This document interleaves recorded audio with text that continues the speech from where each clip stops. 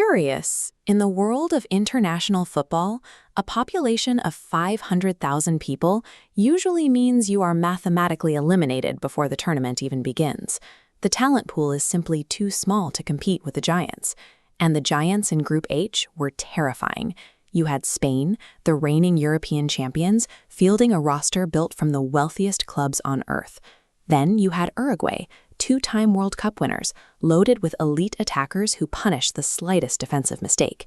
When a tiny island nation faces teams with this much firepower, the accepted strategy is completely predictable. You park the bus. You pack all 11 players inside your own penalty box, surrender the midfield, and hope the clock runs out before the dam breaks. Cape Verde refused to do that. Instead, they navigated their group without losing a single game, triggering absolute chaos back home and securing a historic trip to the knockout rounds.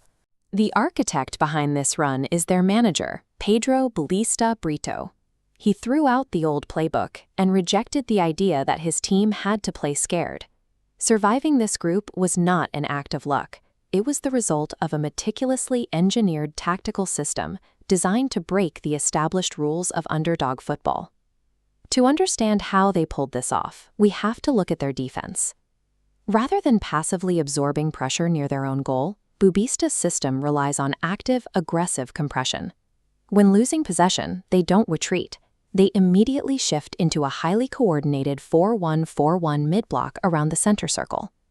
This structure intentionally chokes off the middle, diverting the ball to the touchlines and forcing low-percentage crosses.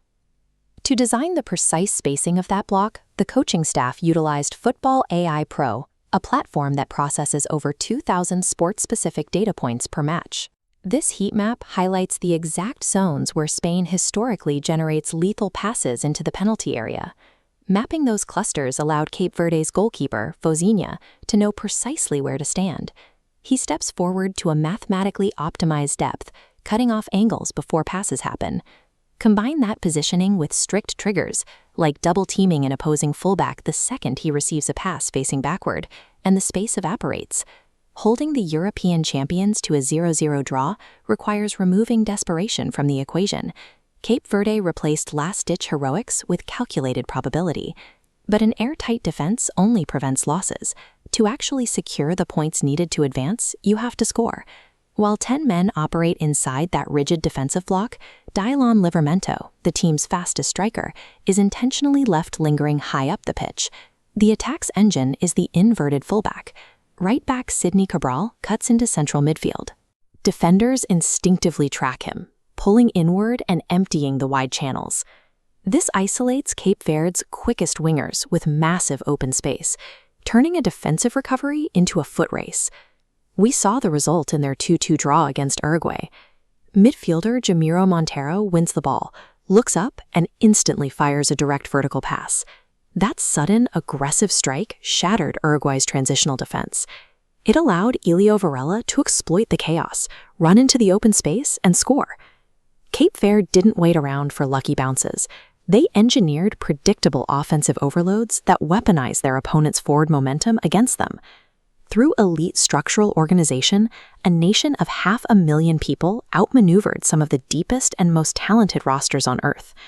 Cape Verde proved that a low-population nation can exit the group stage undefeated without retreating into a defensive crouch. Now their reward for surviving Group H is a round of 32 clash with the defending World Cup champions, Argentina. It sets up the ultimate tactical test. Can a meticulously calibrated, AI-driven mid-block actually shut down Lionel Messi?